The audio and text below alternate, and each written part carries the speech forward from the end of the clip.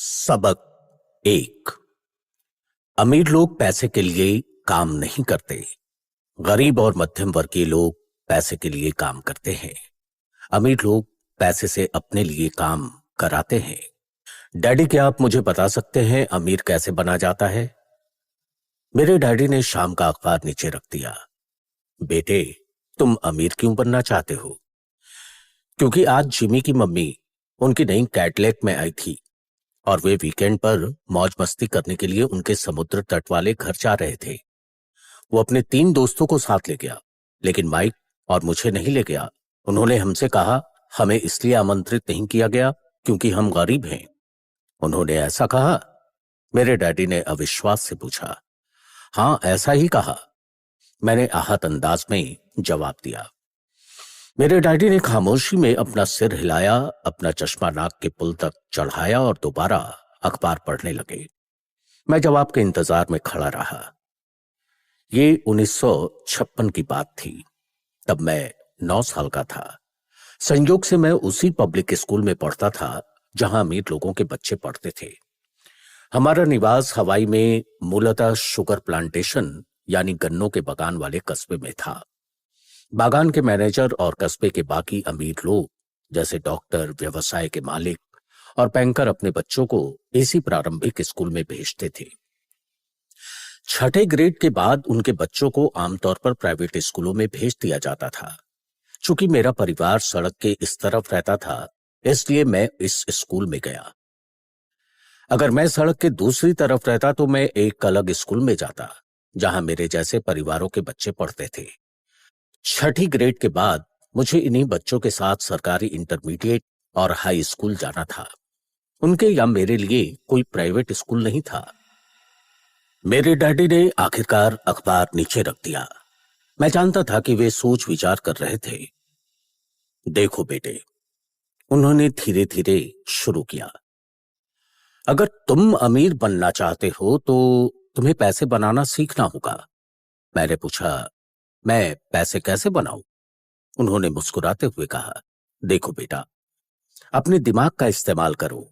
तभी मैं उनका असली मतलब समझ गया था।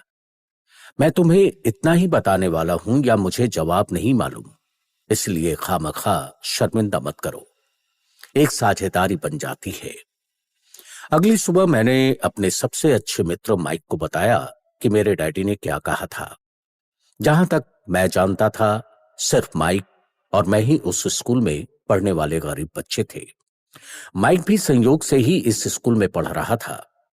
किसी ने कस्बे में स्कूलों की एक विभाजक रेखा खींच दी थी और इसी वजह से अमीर बच्चों वाले स्कूल में आ गए थे।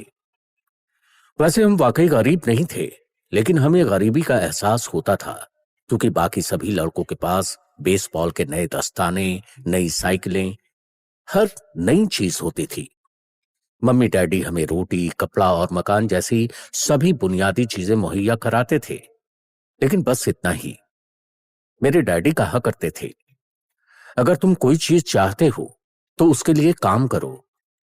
हम चीजें तो बहुत सारी चाहते थे, लेकिन 9 साल के लड़कों के लिए ज्यादा काम उपलब्ध नहीं था। माइक ने पूछा, तो पैसे बनाने के लिए हम क्या करें? मैं नहीं जानता, मैंने कहा, लेकिन क्या तुम मेरे साझेदार बनोगे? वो मान गया और शनिवार की सुबह माइक मेरा पहला कारोबारी साझेदार बन गया। हम सुबह से लेकर दोपहर तक सोचते रहे कि पैसा कैसे बनाया जाए। कभी कभार हम उन गरीब बच्चों के बारे में बातें करने लगते थे जो जिमी के समुद्र तट वाले घर पर मजे कर रहे होंगे। इससे दिल थोड़ा दुखता था, लेकिन वो दर्द अच्छा था क्योंकि इसने हमें पैसे बनाने का तरीका सोचते रहने के लिए प्रेरित किया। आखिरकार दोपहर को अचानक हमारे दिमाग में बिजली कौंधी। ये एक ऐसा विचार था जो माइक को विज्ञान की एक पुस्तक में मिला था जिसे उसने पढ़ा था।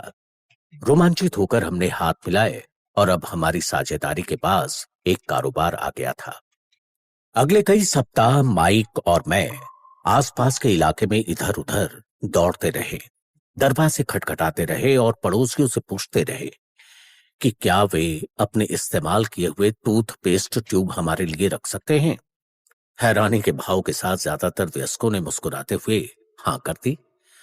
कुछ ने हमसे पूछा कि हम उनका क्या करेंगे। इसके जवाब में हमने कहा, हम आपको नहीं बता सकते, ये एक कारोबारी रहस्य है। जैसे जैसे सप्ताह गुजर रहे थे, मेरी मम्मी का कष्ट बढ़ता जा रहा था। अपने कच्चे माल को इकट्ठा करने के लिए हमने जो जगह चुनी थी वो उनकी वॉशिंग मशीन के पास थी। ये एक भूरा कार्डबोर्ड बॉक्स था जिसमें कभी केचप की बोतलें रखी जाती थी। अब उसमें टूथपेस्ट ट्यूब्स का हमारा छोटा सा ढेर बढ़ने लगा। आखिरकार मेरी मम्मी के सब्र का बांध टूट गया। पड़ोसियों की गंदी, मुड़ी तुड़ी, इस्तेमाल हो चुकी टूथपेस्ट ट्यूब्स को देख देखकर उनका दिमाग खराब हो गया था। उन्होंने पूछा, तुम लोग क्या कर रहे हो? और मैं ये दोबारा नहीं सुनना चाहती कि ये एक कारोबारी रहस्य है। इस कचरे को साफ करो वरना मैं इसे बाहर फेंक दूंगी। माइक और मैंने हाथ पैर जोड़कर उनसे मोहलत मांगी। हमने उन्हें बताया कि हमारे पास जल्द ही पर्याप्त ट्यूब्स हो जाएंगी और फिर हम उत्पादन शुरू कर देंगे। हमने उन्हें जानकारी दी कि हम 2-3 पड़ोसियों का इंतजार कर रहे हैं जिनकी टूथपेस्ट ट्यूब्स खत्म होने वाली थीं और हमें मिलने वाली थी। मम्मी ने हमें 1 सप्ताह की मोहलत दे दी। उत्पादन शुरू करने की तारीख योजना से ज्यादा जल्दी आ गई थी और दबाव बढ़ गया था। मेरी पहली साझेदारी पर खतरा मंडरा रहा था क्योंकि मेरी खुद की मम्मी ने जगह खाली करने का नोटिस थमा दिया था। यह माइक का काम था कि वो पड़ोसियों से टूथपेस्ट जल्दी खत्म करने को कहे। साथ में वो उनसे ये भी कहता था कि उनके दांतों के डॉक्टर का भी यही कहना था कि उन्हें दिन में ज्यादा बार ब्रश करना चाहिए। मैं उत्पादन की प्रक्रिया को ठीक ठाक करने में जुट गया। एक दिन मेरे डैडी एक दोस्त के साथ घर आए। उन्होंने देखा कि 9 साल के 2 लड़के पोर्च में पूरी गति से उत्पादन करने में जुटे हैं। हर कहीं बारीक सफेद चूरा फैला हुआ था।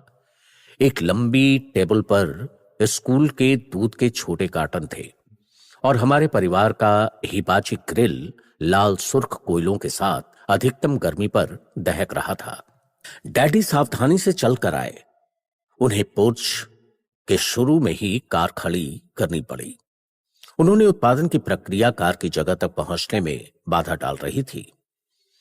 जब वे और उनके दोस्त करीब आए तो उन्होंने देखा कि स्टील का एक बर्तन कोयलों के ऊपर रखा था जिसमें टूथपेस्ट ट्यूब्स पिघल रही थीं।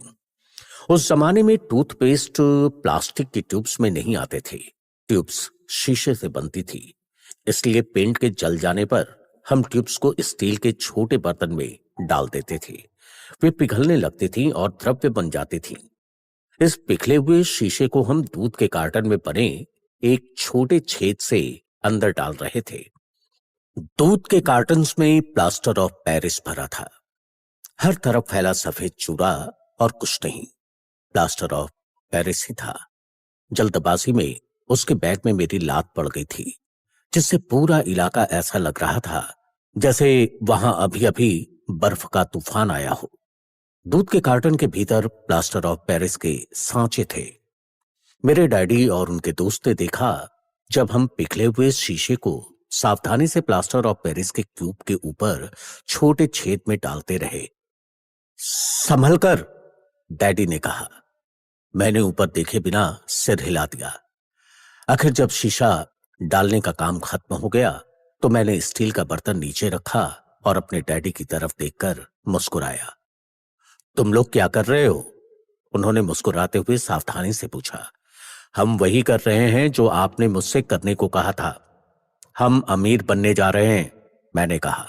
हाँ, माइक ने मुस्कुराते हुए कहा और अपना सिर हिलाया। हम दोनों साझेदार हैं। मेरे डैडी ने पूछा, और प्लास्टर के इन सांचों में क्या है? देखिए, मैंने कहा, इसमें एक बहुत अच्छी चीज है। छोटी हथौड़ी से मैंने उस सील को ठोका जिसने क्यूब को बीच से खोल दिया। मैंने प्लास्टर के सांचे का ऊपरी आधा हिस्सा बाहर निकाला और शीशे का 5 सेंट का सिक्का बाहर टपक गया। हे भगवान, मेरे डैडी ने कहा, तुम लोग शीशे के सिक्के ढाल रहे हो?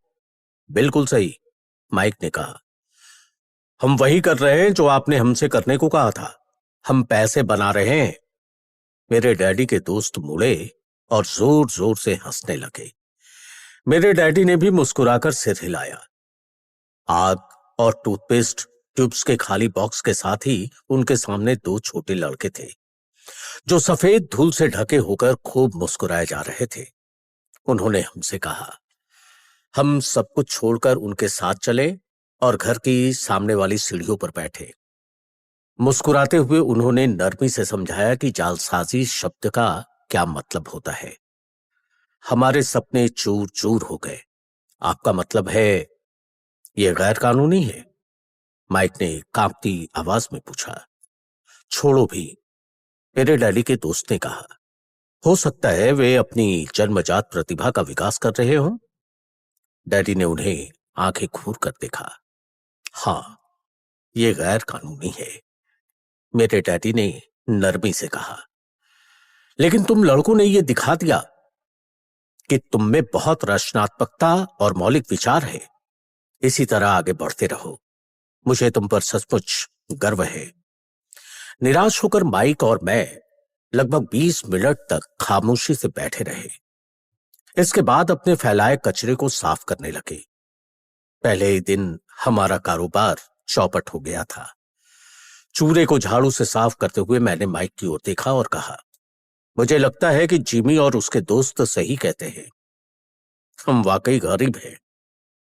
जब मैंने ये बात कही तो मेरे डैडी जा ही रहे थे। उन्होंने कहा, लड़कों, तुम तभी गरीब कहलाओगे जब तुम हार मान लोगे। सबसे महत्वपूर्ण बात यह है कि तुमने कुछ किया। ज्यादातर लोग अमीर बनने की सिर्फ बातें करते हैं और सपने देखते हैं। तुमने कुछ किया है। मुझे तुम दोनों पर बहुत नाज है। मैं दोबारा कहूंगा कि इसी तरह आगे बढ़ते रहो, हौसला मत छोड़ो। माइक और मैं खामोशी में वहां खड़े रहे। ये शब्द सुनने में तो अच्छे लगते थे, लेकिन इनसे हमें ये पता नहीं चलता था कि हम क्या करें। डैडी, ऐसा क्यों है कि आप अमीर नहीं हैं? मैंने पूछा। क्योंकि मैंने एक स्कूल टीचर का विकल्प चुना था। स्कूल के टीचर दरअसल अमीर बनने के बारे में नहीं सोचते। हमें बस पढ़ाना और सिखाना पसंद होता है। काश मैं तुम्हारी मदद कर सकता, लेकिन मैं सचमुच नहीं जानता कि पैसे कैसे बनाना है।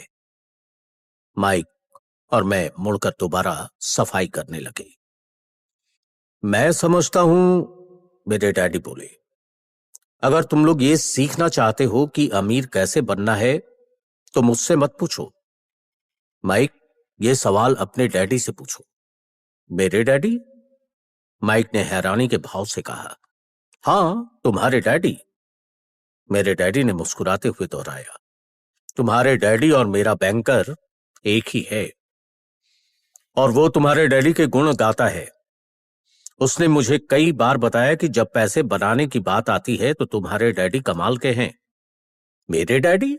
माइक ने अविश्वास में दोबारा पूछा। तो फिर ऐसा कैसे कि स्कूल के अमीर बच्चों की तरह हमारे पास एक शानदार कार और आलीशान मकान नहीं है? शानदार कार और आलीशान मकान का यह मतलब नहीं कि तुम अमीर हो या तुम पैसे बनाने की कला जानते हो, मेरे डैडी ने जवाब दिया।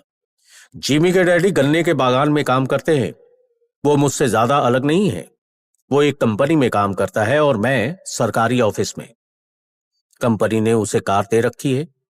शक्कर की कंपनी आर्थिक परेशानी में है और जल्द ही हो सकता है कि जिमी के डैडी के पास कुछ ना रहे।